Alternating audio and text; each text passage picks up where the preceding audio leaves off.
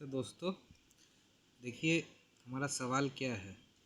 Determine the forces developed in all the members of the given truss by method of joints और method of tension coefficient. मतलब कि हमको इस truss को analyse करना है। एक है मेथड ऑफ जॉइंट्स से और दूसरा है मेथड ऑफ टेंशन कोएफिशिएंट से। तो मैं ये दोनों मेथड आपको बताऊंगा, एक एक करके बताऊंगा। अलग अलग वीडियोस के पार्ट्स बनेंगे, सभी पार्ट्स के लिंक मैं डिस्क्रिप्शन में दे दूंगा। तो चलिए पहले देखते हैं कि इसको मेथड ऑफ जॉइंट्स से कैसे एनालाइज किया जाए। ठीक है, तो देखिए सबसे पहले आप देख रहे हैं कि हमें एक ट्रस दिया गया है, जिस ट्रस में members A B, B C, C D, E D और बी ई है। ठीक है, यहाँ पे आप देख रहे हैं कि हमको तीन एक्सटर्नल लोड्स भी दिए गए हैं। एक है बी पे 80 किलो न्यूटन, एक है सी पे 100 किलो न्यूटन और एक है डी पे 60 किलो न्यूटन। और सपोर्ट्स में जॉइंट ए पे एक सपोर्ट है जो कि एक पिन सपोर्ट है, और जॉइंट ई पे एक सपोर्ट है जो कि एक रोलर सपोर्ट है। ठीक है, बाकी डायमेंशंस भी दिए गए हैं, वो मैं नहीं बोल रहा हूँ। ठीक है, तो देखिए मेथड ऑफ जॉइंट्स से कोई ट्रस एनालाइज करने के पहले क्या करना पड़ता है। सबसे पहले देखना पड़ेगा कि ये ट्रस डिटर्मिनेट है कि नहीं। ठीक है, तो डिटर्मिनेसी चेक करने के लिए हम क्या करेंगे, सबसे पहले हम डिटर्मिनेसी चेक करने का इक्वेशन लिखेंगे। I is equal to M plus R minus 2J। तो इसका मतलब क्या हुआ, I is equal to M का मतलब है नंबर ऑफ़ मेंबर्स। तो नंबर ऑफ़ मेंबर्स यहाँ पे कितने हैं, 7 है। 1 2 3 4 5 6 7, 7 लिख लिए। आर का मतलब क्या है, टोटल नंबर ऑफ़ रिएक्शंस। तो आपको मालूम है कि पिन सपोर्ट पे, जिसे हिंज सपोर्ट भी कहा जाता है, वहाँ पे 2 रिएक्शंस होते हैं और रोलर सपोर्ट पे एक रिएक्शन होता है। तो कितना हुआ यहाँ पे 2 + 1, ठीक है, माइनस 2 इंटू जे। जे मतलब नंबर ऑफ जॉइंट्स। तो यहाँ पे कितने जॉइंट्स हैं, 1 2 3 4 5, 5 जॉइंट्स। तो इसका आंसर क्या आया, 7 + 3 माइनस 10। तो इसका मतलब 0। तो 7 + 3 - 10 इज इक्वल टू 0 हो गया। तो 0 आने का मतलब क्या है, 0 आने का मतलब है therefore the given truss is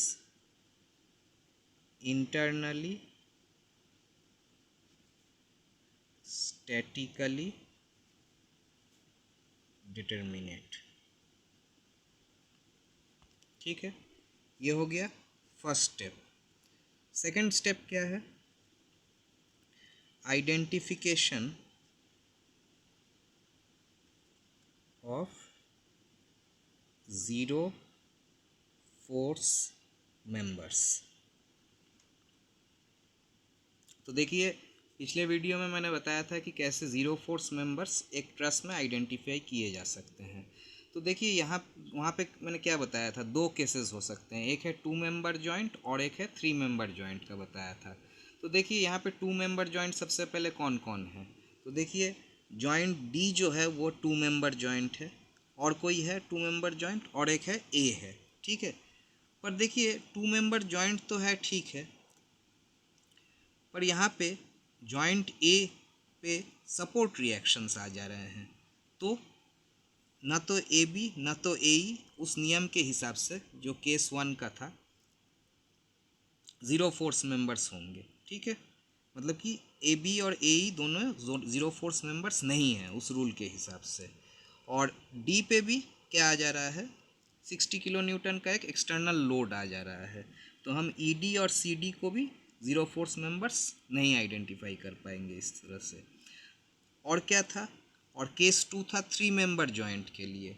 3 member joint पे क्या था, 3 मेंबर जॉइंट यहाँ पे कौन कौन से हैं। तो देखिए यहाँ पे जॉइंट बी और जॉइंट सी 3 मेंबर जॉइंट हैं, पर यहाँ पे भी वही सेम बात है कि सी पे एक एक्सटर्नल लोड 100 किलो न्यूटन का है और बी पे भी एक एक्सटर्नल लोड 80 किलो न्यूटन का है। तो केस 2 भी हमारा कोई काम में नहीं आएगा। तो इसलिए हम ज़ीरो फोर्स मेंबर्स फ़िलहाल के लिए लिख दे रहे हैं नन। ठीक है, पर मैंने आपको एक चीज़ उस वीडियो में बताया था कि इन रूल्स के अलावा भी कभी कभी होता क्या है कि जब हम इसको सॉल्व करते हैं ट्रस्ट को, उस समय ज़ीरो फोर्स मेंबर्स निकल आते हैं, जो कि ये दोनों केस से नहीं निकलते हैं। ठीक है, तो ये ख्याल में रखिए।